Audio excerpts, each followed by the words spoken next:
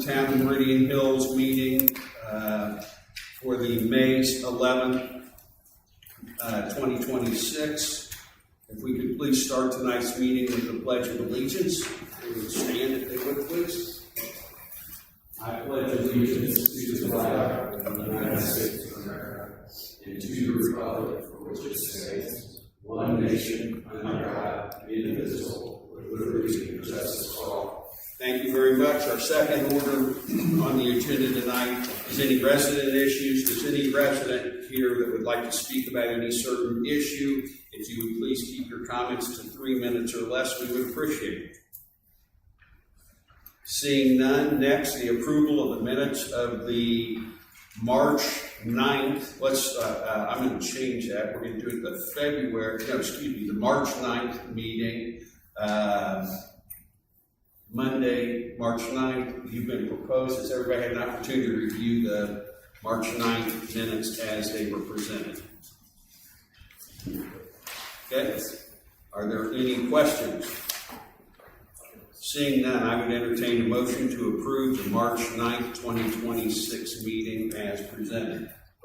It's been moved. Is there a second? It's moved in second. Is there any further discussion? All in favor indicate by saying aye.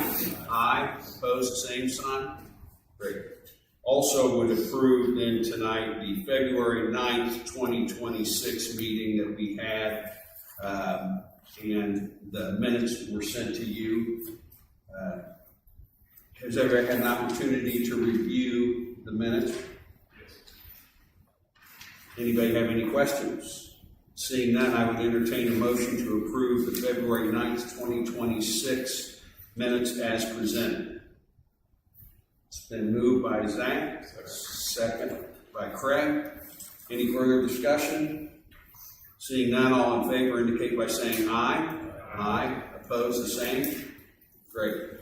Next on our agenda is our clerk treasurer's report. Mr. Dillon. Thank you, Mr. President. The first matter of business is the voucher packet for your approval, which is $41,853.76. All right. So, having had the opportunity to review the voucher packet, I would entertain a motion to approve the voucher packet as presented in the amount of $41,853.76. Is there a motion? So moved. Craig, second? Second. Zach? Any further discussion? Seeing none, all in favor indicate by saying aye. Aye. Aye. Opposed, the same? Great. Mr. President, we have a voucher payable sheet that we found on the floor. You're the last one to sign it. Thank you. Okay. Good.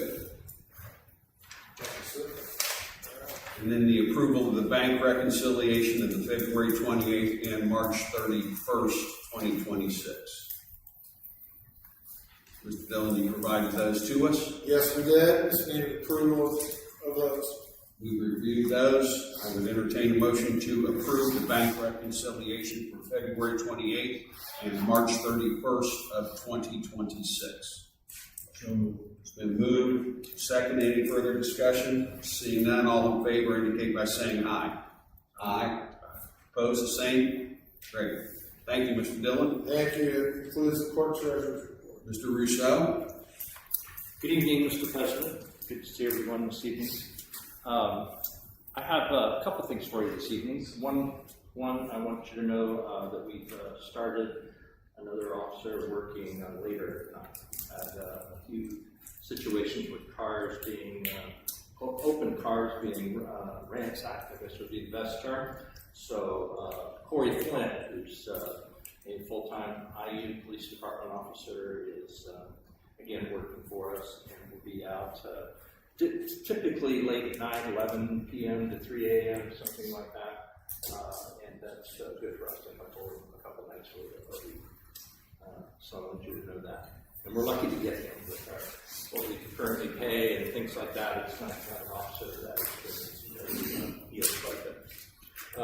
The second thing I wanted to talk to you about is if we are still interested in purchasing a new patrol vehicle. The time is coming, probably in the next couple months, we need to order that. The ballpark estimate for a Chevy Tahoe equipped is going to be somewhere around $60,000 to $65,000. And that'll be on a state or city of Fort Wayne QPA that Kelly Chevrolet normally has that in Fort Wayne. So that's just for your information. Okay. And then the other thing I wanted to talk to you about is the clerk treasurer and I have had a couple discussions about replacing the in-car computer we have in the police car. It is several years old. There is quite a bit of update in software that we need to run for the CAD computer on that machine, and it's time to update it. It's time to update it from what we're using today, which is just a normal laptop like we all have, to a ruggedized model that is fit for purpose in the police vehicle. I have some estimates, and if we buy a new one from Dell, which the clerk treasurer has recommended, the cost of the computer will be approximately $4,753. And then the mount we need, I have a quote on that from a equipment company in Castleton that actually does some of the police installation of $994.75. So the computer would come from Dell with a 3-year warranty, and Passive Security Solutions would be the installer and provide the mount. The total cost of the project is going to be somewhere in the neighborhood of $5,730, and Mr. Higgins indicated that funds would be available for that effect. So Just a quick comment, Mr. President, members of the council. I am 100% behind the new laptop. It's updated. It's got all the current technology, and it's got the 3-year warranty. Prefer to go that way. Our marshal, who's always cost effective, is looking at maybe doing a rehab. I prefer just to go new and have it under warranty and be ready to go. Agreed. We have $10,000 in the budget that covers this matter, and as the marshal said, this will be about $5,700. we would order the computer directly from Dell or from maybe a vendor here locally. Or we go through Best Buy. Or we go to Best Buy or something like that. And then, again, I do have a firm quote on the installation. That's not only the installation cost of $994.75 is not only installing it, but a new mount that sits in the front of that car for that. And this is a ruggedized Dell. It's a special model for basically industrial purposes, which is simple.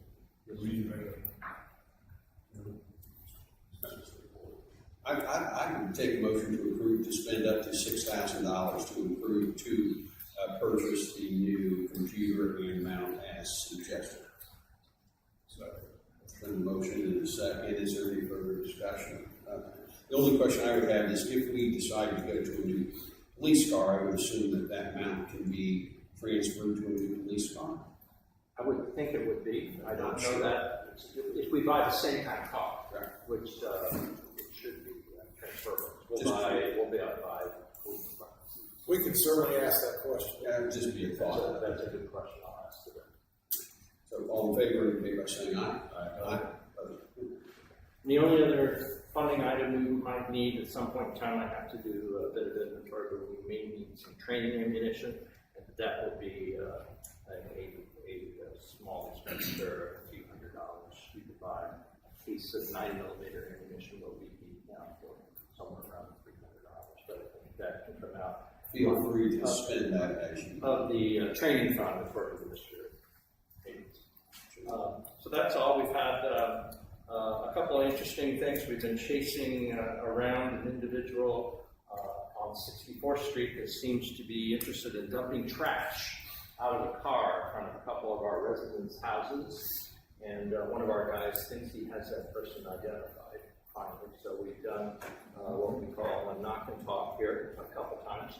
And we have been unable to talk to the owner of the car yet. But interesting, since we've done those two knock on the resident's door, and it is a resident, we haven't had any more trash dumping. So that's a good thing. So we're on that. And then Mr. Dillon gave me an abandoned car down in the Woodlawn condos we're looking into. It's damaged and been abandoned for several weeks there, so we'll try to deal with that. Other than that, things are going well, and I always appreciate your support. Any questions for me? I'd just like to say that when TJ came the day that I was on 65th Street, it was extremely helpful. It was terrific to do that. We had a tree down to a light pole blocking 100% of 65th Street in front of Mr. Hall's house, Al Hall's house, who was a past town councilor. And TJ was terrific and very helpful. And we were able to get IPL or AES to come and remove everything. And then Mr. Hall, because the tree did start on his property before he had the rest of AES cleared the street and had Mr. Hall then went to his neighbors and cleaned everything else out. So that was much appreciated and respected in the situation. You were the first one on the scene there, so thank you for protecting him, because what he didn't say is the wire that was down in the street was live. So, It was hot. Yeah, It was hot. Yeah, live. No question about it. So, but for you blocking traffic there and keeping pedestrians away before we could get there, we really appreciate that. Not your first time to show up. Just like 73rd and Illinois, where Walter grabs the portable stop sign out of his garage and takes it down the street to put in the intersection to keep us out of liability council. So we do a lot for the town, and you're always there. So I appreciate it. Anything else? Any other questions? Good, thank you. Next on our agenda this evening will be the town engineer, David Gordon. Thank you, Mr. President, members of the council. I'm David Gordon, Crossroad Engineers, representing town engineer. So a couple of updates. Our community crossing project 2024-2 is completed and submitted to INDOT, which we're waiting to review to get that thing off the books. So we should be good. It was submitted May 6th, so I should be hearing back, I would suspect, within the next week. So you guys, Walter and John, you were CC'd on that, so you should be getting correspondence back from them as well.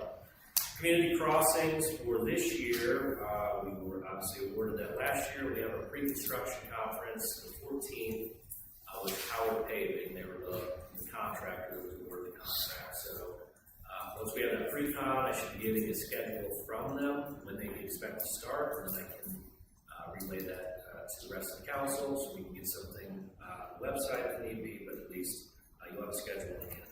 I'm not expecting their work to be more than a couple of weeks, 2-3 weeks probably, so it should be relatively painless. The 2026 item, so this is the Indianapolis funding. And remember, we submitted 2 applications, one for reimbursement of the INDOT CCMG funding, and then one for the sidewalks on 75th Street to see which one was going to score better. They reached out to Indianapolis. They are not making the selections until June, and I would expect it to be probably a little late for June. So we're probably, almost 2 months away from getting notification on that.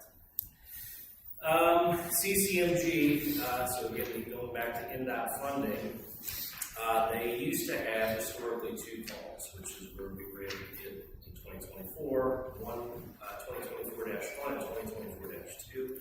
They're now limiting that to 1 call per year with the new funding structure and a reduced funding pool. It's becoming much more competitive now than it's ever. So those will start going. Application will open up September 1st through the end of September every year, including this year for next year's funding. So we'll start thinking about what we want to do, what those types of projects look like, but keep in mind that I think we had kind of a slam dunk in the past. It might not be as guaranteed moving forward. There was a stop sign hit again at 73rd in Illinois that was already discussed. I think that's already been replaced, correct? That's right. Yes. Good. So Morphe Construction's kind of on-call contractor that we used for that. They did respond. It sounds like it was also verified. Our funding for the IHIP, Indianapolis funding for 2024, if you recall, we received part of the funding funding, and then they held back another part that was going to be used for the street sign replacement. We now have those funds in place, so I'm now able to start moving forward with quotes to get those signs fully replaced. Reviews, a few different reviews. One of them was discussed at the last council meeting, 138 and 142 Fairway Drive. I'm still currently underway with review on that. Property owners provided additional plans. This is where there are 2 lots. They're moving a parcel line, vacating that parcel line of utilities in that corridor, and then putting a pool house and a pool where the old basically parcel line used to be. So I have direct communication with the property owner through that. 7540 Morningside Drive, that was a garage addition and expansion. Pointing over here. Thank you. And so we reviewed that. Those comments were incorporated. We checked for setbacks and everything. Everything's going. And I believe I saw it under construction right now today. No, we're still waiting to hear back from the city on permitting. Not the city. Yeah. Okay. Then 7485 Central Avenue. They had a drive and an address on 75th, which they asked to have petition to have moved over. That one closed, and then moved on to Central Avenue, which we thought moving to a less volume road made sense. We approved that. Everything should be underway there. That is all that I have, Mr. President. Is there anything else that you'd like to discuss? Anyone have any questions? I have one, Mr. President, for our esteemed engineer. Are the funds that were approved for signs eligible for 75th and Penn to put a flashing stop sign going west They were on not, 75th Street? they were not written in that way. They were written in to be replacement of the street signage. Now, could we, the question is, can we ask them to allow that? Possibly. We can ask the question. Well, that's the council's decision, but I just want to know if the funds were available. I think we need a 75th and Pennsylvania on 75th Street going west, flashing signs. I think they're working. Certainly the one coming to the east at 75th Street, and then we have one on Illinois Street going to the west. But we still haven't blown through, coming all the way down 75th Street at Penn, because they're coming in there hot and they don't stop and they keep going.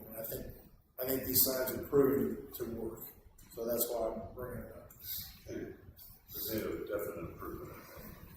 I still see somebody describing how they missed the blinking. No, they can't. So I mean, it's intentional. It's intentional. But my wife is in the camp of you. She thinks there should be one. I think that God must love have at 70 at the exact 70. John, you said we have the funds to do it. well, we got to get the approval to be able to do it. Well, we got the funding for all the street signs that are, the tape is coming off of. Trying to get the hands on those to do the flashing stop signs. But talk to them. I think we should talk about it. Do we also do the same thing on the other side on Illinois?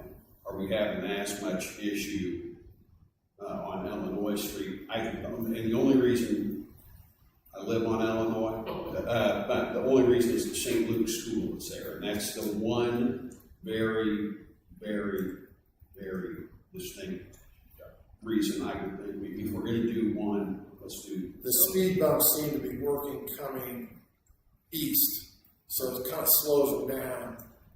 But I think these signs work. So, yes, Mr. President, if we can get another one there too, that'd be great. Is there a 2-sign discount or something? Well, so this is, I think, part of the conversation last time. It was a good idea, recognized as a need, but identifying all the locations that we would want them makes more sense. Them coming out for 1 or 2 signs, you're going to pay a premium.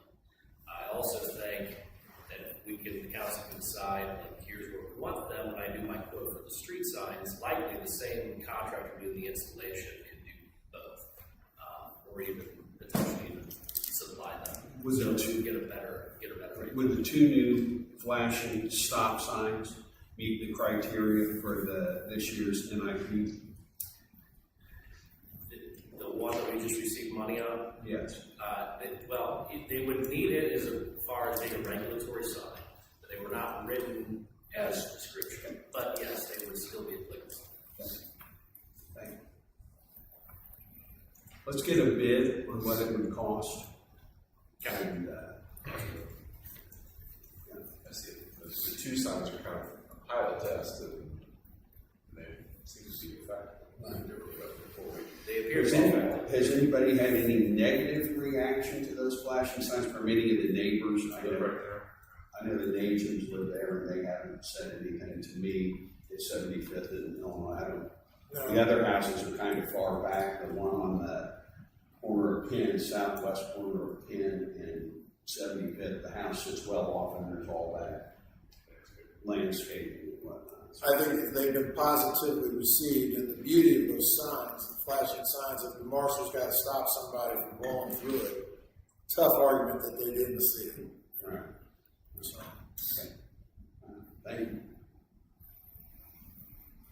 I'd ask that you get a bid. Yes, sir. Thanks. Thank you. Any other questions for David? Seeing none, next, the town attorney, Sloan. Council, the only item I have for you tonight is the draft short-term rental ordinance that you had first reading for at the March 9th meeting, and the ordinance is eligible for adoption tonight. There were no revisions to the draft ordinance since we reviewed it at the March 9th meeting. One note that I previously informed the council of, there was a thought of adding a business insurance requirement to the application process.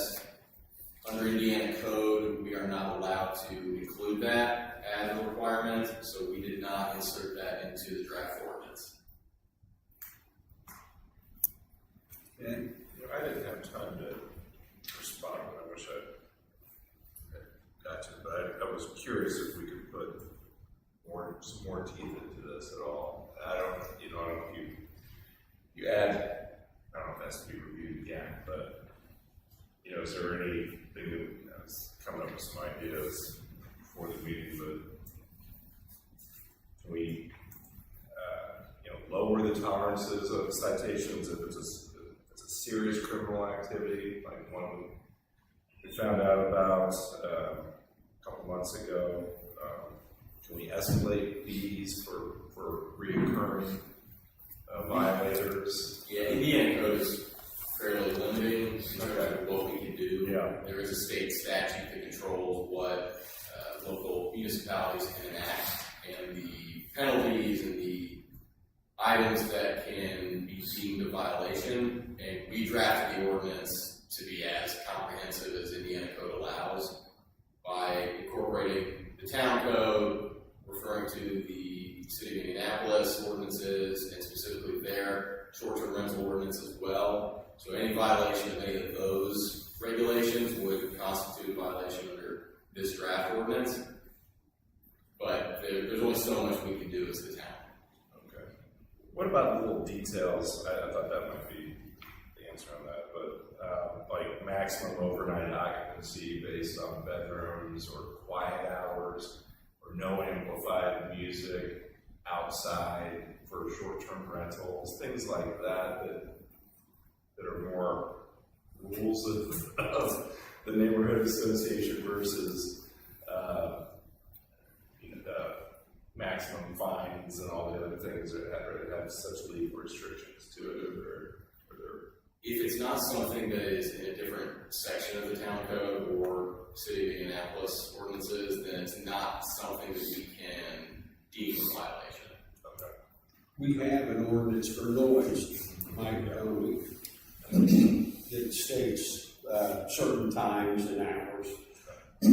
I've had a pretty in-depth discussion with Mike as it relates to prosecution or something like this, and who, as a town, we are not set up to have a prosecutor to do something. So if we found someone that we felt were in violation of our town ordinance, and someone calls the police, what action does that police officer, other than breaking a law, or an ordinance that exists within Marion County, City of Indianapolis town, do we have to enforce that? And Yeah, the problem we have, unfortunately, council needs to talk here, but we don't have a way to enforce the ordinance. If we're called there, we would enforce state law. But to enforce a Meridian Hills ordinance, we would need to file that and have a city prosecutor or hire a prosecutor to do that. And we've talked through this before. And that's, you'd have to pay, you could file it, but you'd have to have a Meridian Hills prosecutor prosecute that in municipal court here. And quite frankly, I have no idea how to do that. We've never done it in my 40-some years up here. What we generally fall back on is what the city of Indianapolis has as far as that. So I'm hesitant to see this because we don't have the mechanics to deal with it.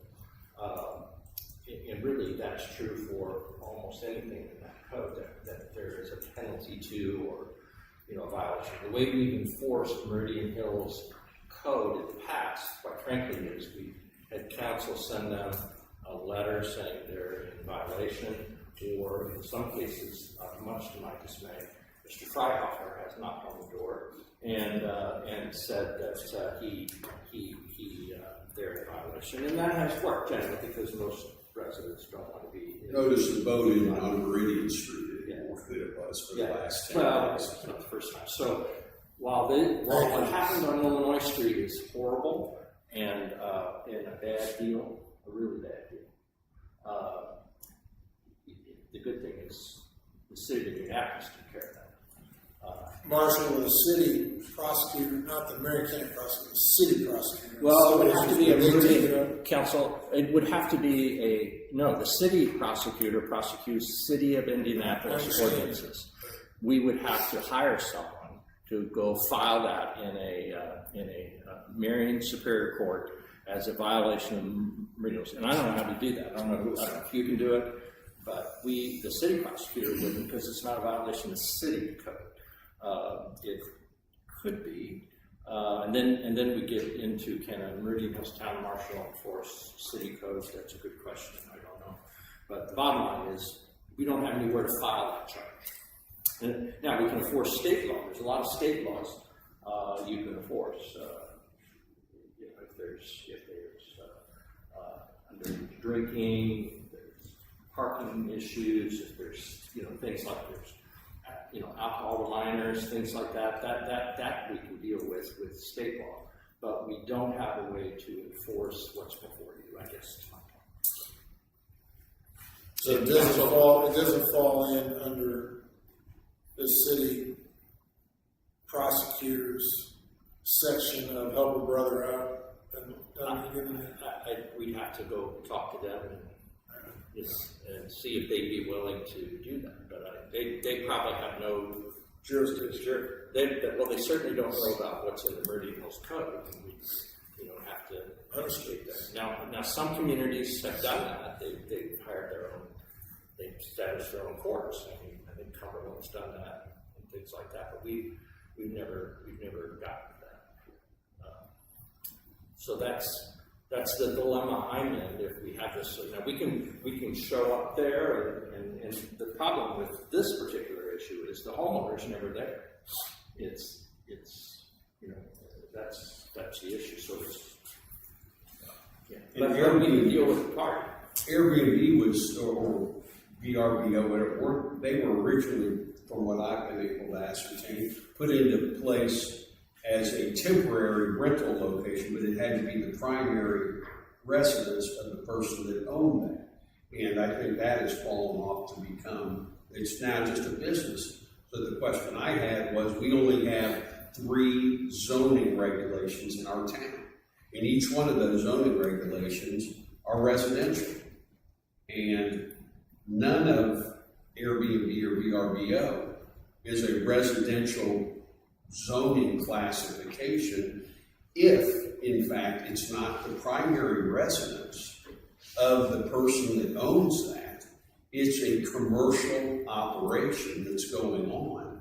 And would we have any foot to stand on as from a prosecuting situation saying, you are not within the standards of our residential? Now, I'm sure the question is going to be, we have a guy that's working, especially with the pandemic and people working from home, and say, I've got a lawyer that's working here, and how is that any different? Well, in the original documents, I think, if we can find some way to say, look, you're not in the residential classification, what you're doing, you don't, this isn't here as a residence that you're leaving for the weekend and you're renting to somebody else. You are using this as a hotel, commercial inn, it's a commercial enterprise. Under any zoning, whether it's Meridian County or our town, it is going to be a violation of that. And then it's a matter of getting somebody in Indianapolis, because we don't have the infrastructure as the town to be able to go and seek that enforcement, other than when we've enforced when people haven't cut their weeds or have cars parked and things. We have our town attorney send a letter. They will either respond to that and correct it, or in certain cases that have happened over the last 20 years, we've cut dead trees down, we've cut lawns, and then we have added our costs, the town's costs we pay, onto their tax bill. So that becomes a lien to their tax bill. In this case, I don't. The owner on Wall Street. That's shouldn't that be Meridian County's responsibility to make them get their attention? Well, no, because we're different. Our zoning, R1, 2, and 3, doesn't mean now they have dwelling zoning as well. They have jurisdiction over us as a county. Absolutely. The owner on Wall Street is absent, right? And they live in Houston. Yeah, like the one on Pennsylvania Street on the side of that one. I know it's in Airbnb. I don't know where he lives. I think Philadelphia. But he doesn't find find it it. out. So it's just it puts us in a. What Walter's saying, I think, is when it first came out, it was the residents who lived there, away for a week, and then replaced for a week. If someone doesn't live there, does our requirement say you have to be a resident to rent this out? You're not a resident, or the definition of resident is that a way to eliminate these? If you're not, if this isn't your primary residence, Yeah. this isn't your primary residence, And you don't meet the zone. then you don't meet our zoning, and therefore you don't have the authority to operate. That seems like it's been the case forever. Is that an angle we can pursue, or they also took care of that in the state house? Indiana code, going back to that again, there are different requirements whether the homeowner lives in the residence or not. There's actually less rules that we can place on the homeowner if they live in the residence, but there's an allowance for rentals, short-term rentals, where the homeowner doesn't live there. Yeah, I'm talking about separately from this ordinance, just trying to get the county involved in, hey, we've got people in violation of their zoning. Well, that they may not feel it's in violation of their zoning because of what they have approved or the state has approved. I'm saying, can we, as a town, I know we can't just say we have our own zoning the same way we ask people for setbacks, and they can go for variance, but we have different setbacks than Meridian County has, and we can enforce those. There's different zoning requirements for the town, but we don't have the ability to enforce a lot, whether it's a commercial use in a residential zoning district, that would be up to the They city. can get their attention on this.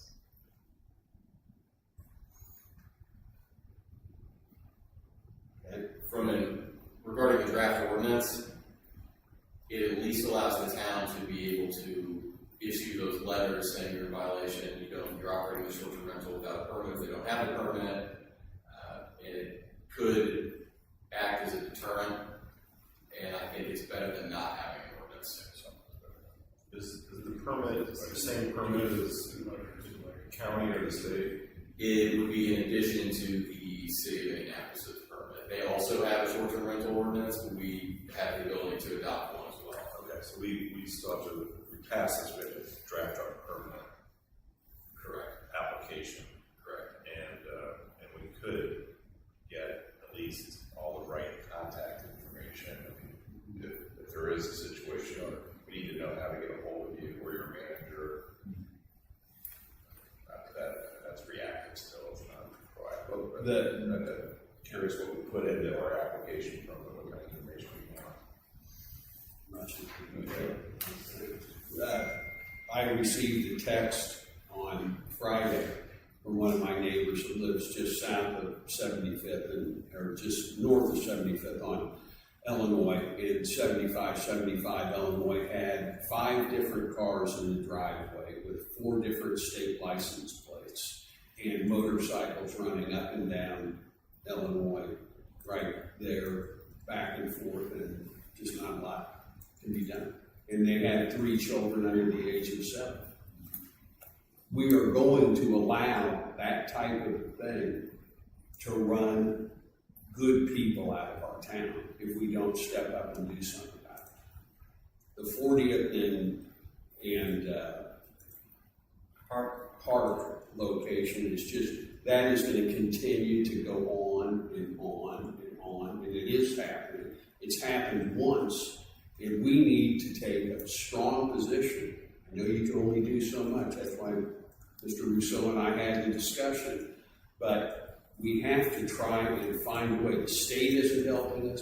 The city is maybe helping us, don't know that, but it's not an easy task. I agree, if we put something on the books, it's better than nothing. But again, if we're hamstringing our police officers to maybe do something that violates what they're allowed to do, we may be coming back the other way. And then the other question that came to me after I talked with Mr. Rousseau is, has our insurance carrier been notified that this may be an ordinance that we're going to pass? And would they find that in some way, shape, or form would preclude us from having insurance in some sort of a situation? Does our policy say you can't pass an ordinance that knowingly, maybe not knowingly, somehow doesn't match what our insurance coverage calls for? Are we set up to be like, we say, okay, you can't operate here anymore, we get a lawsuit, and we say, well, now we're being sued because we have not allowed these to take place, and then that becomes an insurance issue from an E&O perspective.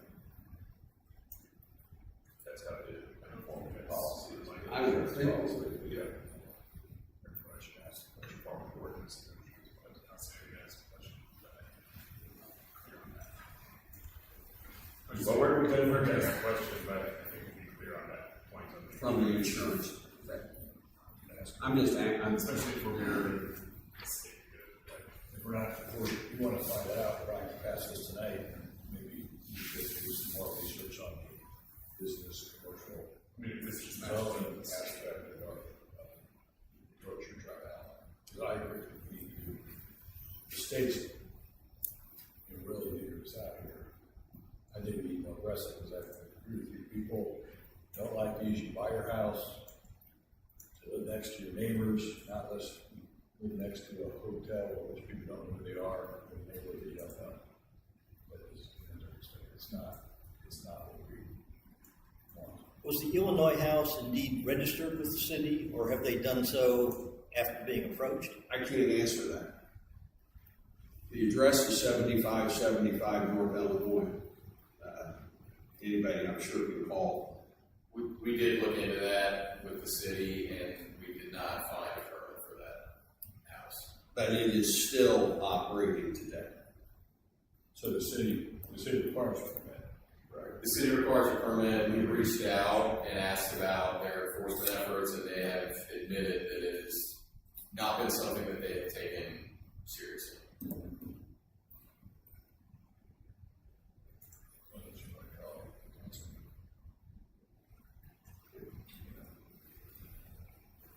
So I'm happy to introduce or do the second reading. I think some is better than nothing, but I think we're putting ourselves in a position that this is going to have to require a lot of modification. I don't want to put our police in jeopardy. I don't want to, now they can enforce state law, I understand that. But I don't want to put our insurance in jeopardy, and I don't know whether we are or not. But what I know we are doing is putting the reputation of our town by not doing anything.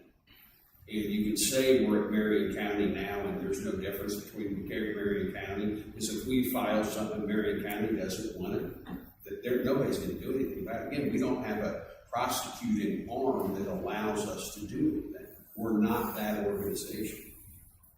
We need to have the city and Meridian County walking hand in hand with us. And heretofore, they have not been willing to be it's not a high priority, or it doesn't appear to be. And I did have one conversation with the lady in Houston. She was very unhappy with me. Fine. Get in line. There's a long number of those. But I would tell you that it's there's no teeth. It's a waste of effort. It's frustrating to be in that position. So, if we'd like to pass it, I would entertain a motion for our second reading of ordinance number 2026- Sloan. What number is this going to be? Clerk Treasurer, I believe that we passed one ordinance this year. I was thinking to call it 4 just to make sure.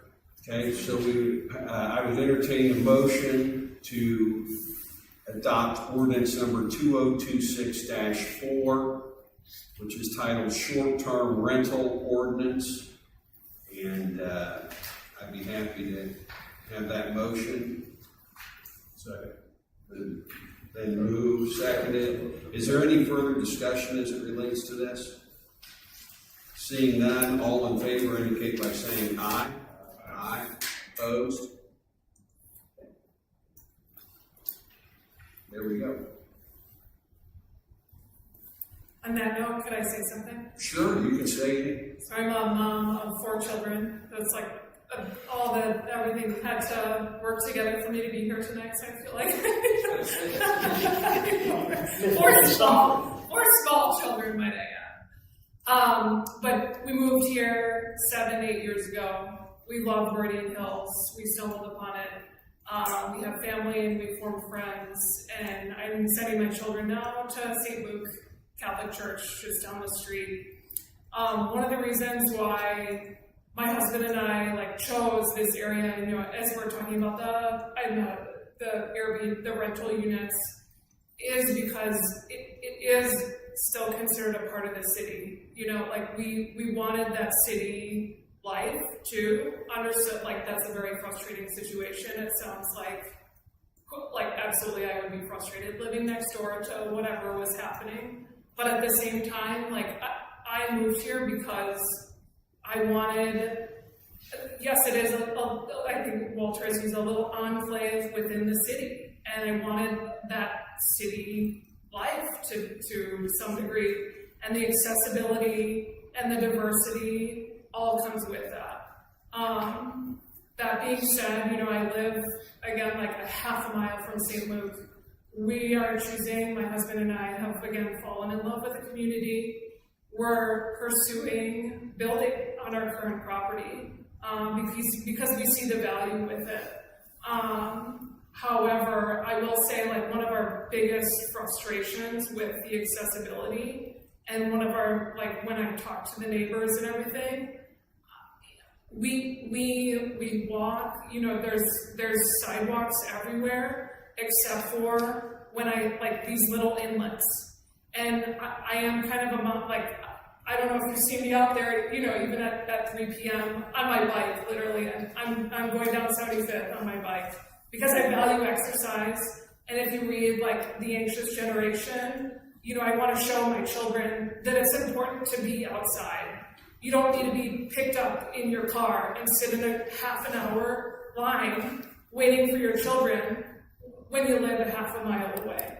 And unfortunately, this city does, like, it's like, I feel like you guys can do something, and that's why I'm here, I guess. Is it like, there should be sidewalks, gosh darn it. Like, there's sidewalks in some areas, but not everywhere. And in not having those sidewalks, for those people that are attracted to the city life and look to Meridian Hills because of the safety and the community, you know, I said I have 4 children, but like it would mean so much to our community to finish that darn sidewalk that goes from, and I give you so much props, Walter. Like, I know how much you have like put behind so much effort into building that, and you've made so much effort, like, you've done an amazing job. But like,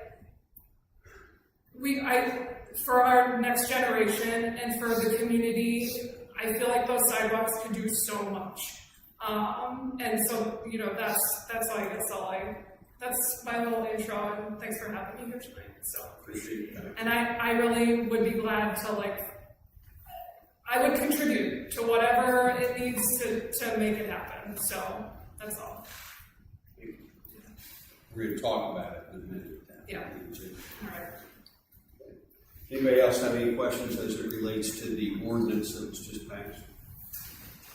Seeing none. Sloan, still have some more? I have no other items unless you would like to discuss anything specific. None. New business. I was a little bit surprised, and I asked Greg. I was under the impression that Second Presbyterian Church was going to be here tonight. We have had 2, maybe 3 meetings with them, with our Residential Standards Committee, as they are embarking on their efforts to embarked on an effort. I think it's been 2.5 years, to put a sign, a backlit sign on their property on Meridian Street, what I call an EVMS sign, electronic variable message sign. There's a small one out here at Park Tudor that was approved probably 10 years ago, I want to say, that shuts off at certain times. They have sought the approval of our Residential Standards Committee. We've met 2, maybe 3 times on that. And at this point, our last Residential Standards meeting, we came to the conclusion that we probably were not going to be able to come to a decision to make a recommendation to this board, and that they needed to just come in front of this board and let everybody hear what they had to say, as opposed to rely on the 3 or 4 people on that. I was under the impression they were going to be here tonight. They are not here, so we can take that I on. texted them and they said it'll be in September. They moved it to September. Okay, so that's now a mute point. We'll see you in September for that. So, other than that, there is still, and I feel I did not plant this nice young lady here tonight, but the sidewalk is continuing to bubble. One of the property owners of the property owner of the southeast corner of 75th and Pennsylvania Street, whose address I believe is 7499, wrote a very nice email to the council and to me, asking for, first of all, saying she's in favor of sidewalks, but asking several questions and requests from the town that I do not believe unilaterally I have the authority to grant. We discussed in our meeting in February that we were going to possibly start the process of eminent domain to get the property from this property owner. And they have responded, again, that they are very much in favor of it, but that there are certain things that they want the town to approve, some of it being fencing, some of it being curb cuts, some of it that are not standard. And I don't have the authority to go out and grant somebody the say, yeah, we can agree to, we'll let you put a fence, or we'll let you put the house closer or further back from this. And it's a very nice email that was written on behalf of the property owner, which is a limited liability company. And I just feel that I'm going to keep moving down the road, but I have not responded to this, and I believe it was originally sent to me sometime in March, March the 18th, and I just didn't want to respond until I gave everybody else on the council the opportunity to see it. They now have seen what the requests are. Again, our standard practice is if you wanted to put a fence in your front yard, and corner houses are very difficult because there are 2 front yards and 2 side yards. And the front yard setbacks deal with other houses along the same side of the street between 2 intersecting streets. And our standard process is if you want a variance of that development standard, you come to the town and you ask for it. Well, it's hard. One of the things we ask when you come to the town and ask is, do you have the support of your neighbors? Every neighbor that is renting. Immediately across the street where there was a new house built on the northeast corner of 75th and Pennsylvania Street, Dr. and Mrs. Carey started down the road of building a fence down that, and we asked them to stop because fences are not allowed in the front yard. They have put a very nice arborvitae row that sits there, and while I'm sure not as effective as a fence or whatnot, that was there. This document requests that we allow them to put some fencing. There is fencing on the southwest corner of Pennsylvania Street. It was done long ago, before anybody really started to pay attention to these things. On 75th Street, it's a 6-foot high fence. They added a lot of trees that hang over it, hang on the sidewalk a little bit. But there are just things in this document that I haven't responded to. I want to make sure we respond in the right way because we did mention that we may start eminent domain. It is for the public good. The sidewalk is for the public good. Is there a negotiation that may take place? I've not done this. I'm not a lawyer. I can't commit the town to do anything. I can commit to continue to meet with these people and try and make some headway in whether or not they might be willing to withdraw some of their requests. But I would also tell you that I don't feel, and I don't know the right way, if we're going to get into litigation, how to play this game, if you will. I know the first thing you have to do is make an offer to the people.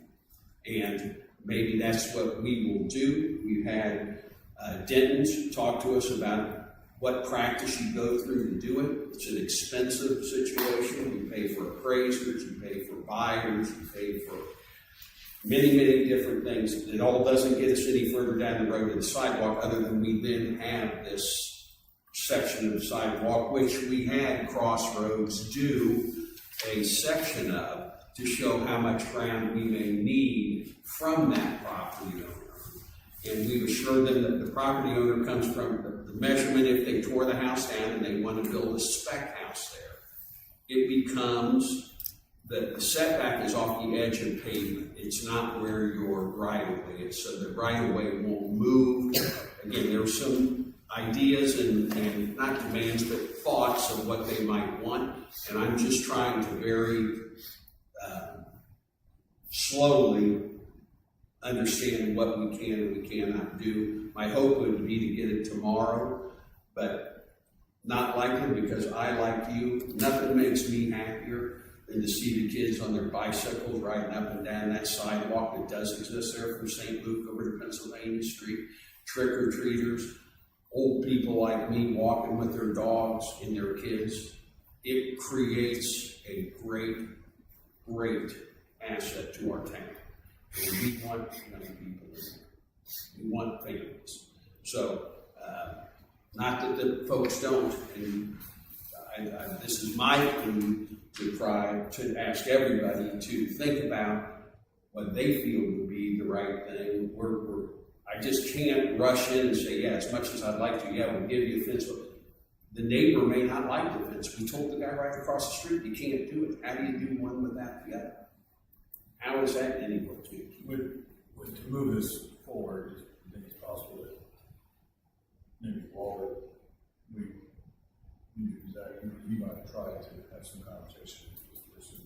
You can go in and outline what we think to do, explain procedures to them, what it takes to do the house and do sidewalk, and choose to do the driveway. Just to see we have no dialogue with them. If it turns down, we continue with them and don't make it.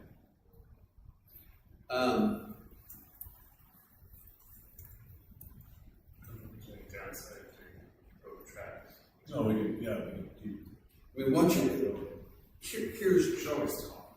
There's nothing wrong with talking. The discussion, though, gets into what they want us to pay for. And us meaning the town. And I know you're, again, not a lawyer, but there's no doubt that this is for the public good. And so then, are you negotiating money that you're going to spend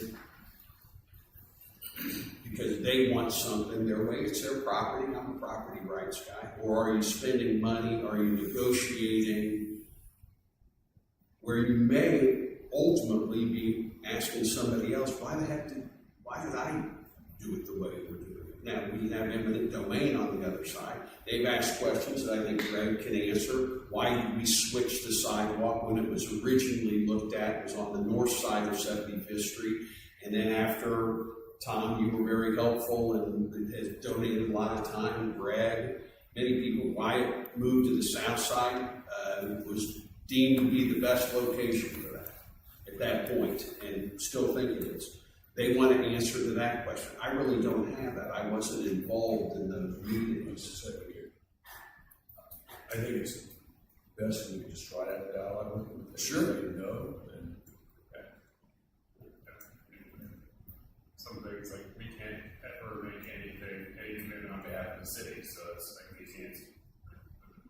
And they've asked us to say that the city would give a variance. In the town, if you want a variance, you have to ultimately get it through the city of Indianapolis, because we don't have an organization to do that.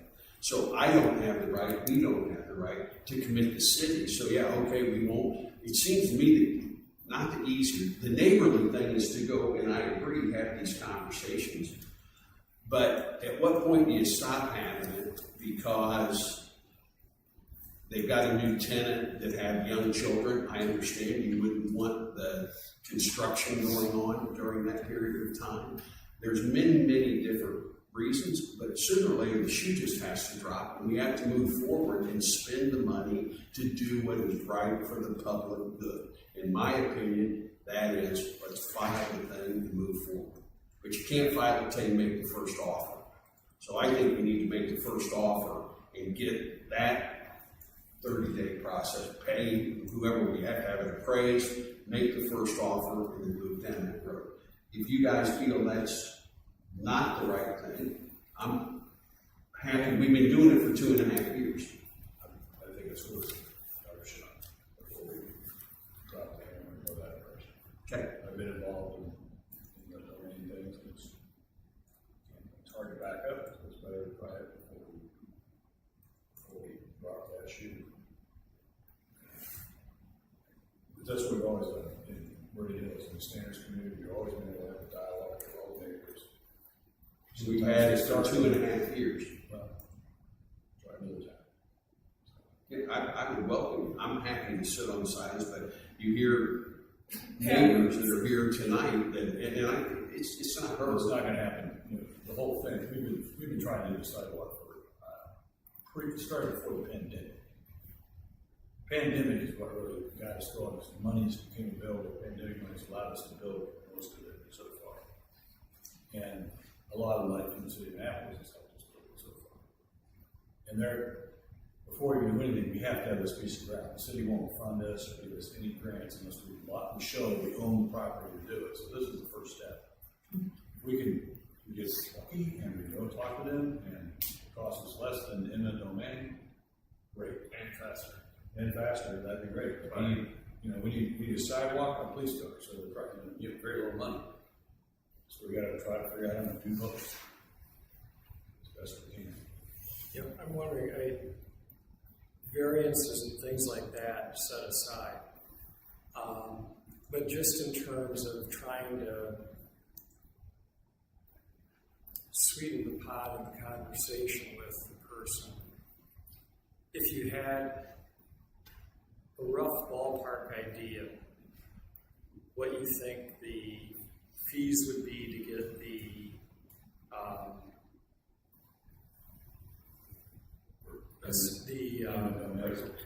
bids, what it would cost for the appraisal for the eminent domain. And I think it's about $7,500. Okay. You have to pay an appraiser about $2,500. You have to pay a buyer about $2,500, and then I'm sure our legal people are going to need to look over that, and so in order to have it done properly. So my guess is we're about $7,500 before you file the lawsuit. Right, and then what would there beyond that $7,500? Is there then what the cost for the land would be? Yeah, absolutely. So what I'm wondering is, that's a chunk of money. So when you talk to this person, do you say, again, nothing, no promises on variances or things like that, but as far as like the fence issue, say, can't put a fence, or at least if they want a 6-foot fence, whatever it is, that is outside of our ordinance. But could, at some quasi-equivalent amount of money, or even a little bit less, that they could apply that you would normally be putting in for pursuing the eminent domain, to say the city will provide this for you so you can landscape. So when you say city, I don't mean the town. I'm trying to understand, because the city place, they asked in their letter that the city be willing to. I'm just saying there's two sections. Right. I agree with what you're saying. Pardon? I agree with what you're saying. It has to be a consideration that you're going to spend money on one hand, can you get the same effect as spending it another way faster? I don't disagree. Again, you're just trading dollars at that point, and if you can get it faster, and the neighbors that are across the street that held their nose and did what they wanted to do from that perspective. Now that's a whole different deal, because one was eminent domain and the other was just enforcement of the regulation that's there.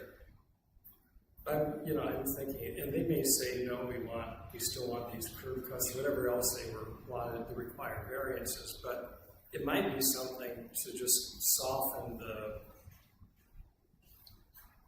approach to say, we understand you have these concerns, you want a fence, we can't, the city doesn't allow that, but if you're agreeing to do this, it would otherwise we go to eminent domain. I just think it'd be a way potentially to save money and be a little bit more graceful than saying we're going to eminent domain. But we haven't done that. We've talked to them for several years at this point. Okay. And I agree with you. Graceful is the best way to go about it. And maybe maybe there's a lot more people with a lot more grace than me. So why don't these two go over and see what they might be able to get done? And I'm all more than happy to have that take place. We'll try that. Yeah. Per west of the fence, and a tree line, I'm saying, maybe we could at least get by with a tree line. Yeah, We don't know. Again, this is going off what was written. This is very preliminary that they. What we know is the ordinance today, that it stands, you can't put a fence in your yard. But the ordinance allows you to put a tree line, you can put a rubber vine in, you can put anything you want, you can put a hedge in. It's allowed, and many times people come and ask us for the fence, and you can't do it, but you can put this, and they go, oh, didn't know that, I'll just put that. 75th Yeah. and is it Central? Yeah, I mean, where they put the new, Yeah. where they're building the brand new house right across the street, Butch Walker put it in, the Caries. Caries, I mean, there's a lot of people. It's consistent with the line, with 75th Street, there's a lot of, or by any other kind of evergreen type material. At the end of the day, if it costs us close to the same, but we get a marine line as opposed to nothing, it might be better design. So, I think that's what I think we're all in agreement. Sure. Let's go talk, we'll report back in September. I was on the council during the first phase of the sidewalk, but did most of the landowners should simply just waive that? Well, create, we never had to pay it, We own the right of ways, okay. with the exception that some people on St. History beyond this have already said, we don't have the right of way, we will give you the right of way to move their plantings back. I mean, a lot of people would They see it as an asset. They do, Yeah. so it's not really. One of the big reasons it's on the side of the street is Park Tudors on the proper, they own, which is a lot. We don't have the right of way there, but Park Tudors already said, when you go to the sidewalk, then we'll grant you the access to our right. That's how it's gone in the past, that's how it could go in the future, this is just one particular property that. This is the first time we've had a property owner who, we didn't own that property, they were able to fight it. The town was platted in several different, remember the Blickmans where had a fence in the front. The town was platted over many years in several different ways, and for whatever reason, each time it was platted, there were different dimensions of the right-of-way for utilities and drainage and whatnot. There was never any sidewalks that were planned in the town to begin with. And so that's why there weren't crown roads, swale drains, and water would run off and fall in, which you get into. We have the same problem with property directly east of this property, same situation. We don't have the right of way to sidewalk. We have not approached it. So these two have to be in discussion. I mean, the reality is 75th Street traffic is more of a nuisance than a small sidewalk that's going to go through here. And the property didn't have a fence or a tree line which protected the occupants of the home and the use of the yard from a very kind of busy road that we're having to put flashing lights on, stoplights, and so to slow down traffic. This is just pedestrian, kids on bikes and pedestrians, but it seems reasonable, although I know it's been 3 years, so it's It's a a challenge. discussion. It's a discussion. So, yeah, I would encourage that, and thank you for doing it. Okay, so that brings us up to speed on everything. Are there any other questions that anyone might have for the council? Seeing none, I would entertain a motion to adjourn. So thank you. See you in July. Greg mentioned September. I think we have a first, they'll report back in July. So,